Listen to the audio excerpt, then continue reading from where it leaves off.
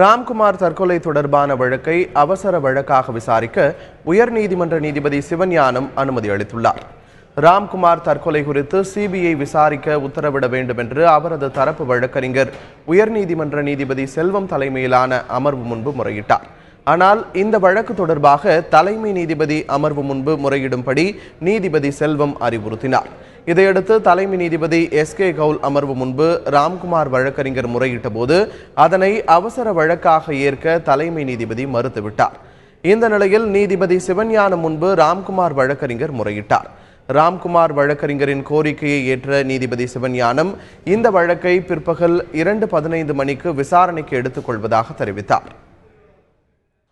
ராம்குமாரின் பிரேத பரிசோதனை நிறுத்தி வைக்கப்பட்டுள்ளது. ராம்குமாரின் பிரேத பரிசோதனையை நிறுத்தி வைக்குமாறு சென்னை உயர்நீதிமன்ற நீதிபதி சிவஞானத்திடம் கோரிக்கை விடுக்கப்பட்டது. இதை ஏற்ற நீதிபதி பிரேத பரிசோதனையை நிறுத்தி வைக்கலாம் என தெரிவித்தார். இதையடுத்து பிரேத பரிசோதனையை நிறுத்தி வைக்க அரசு தரப்பில் உறுதியளிக்கப்பட்டது.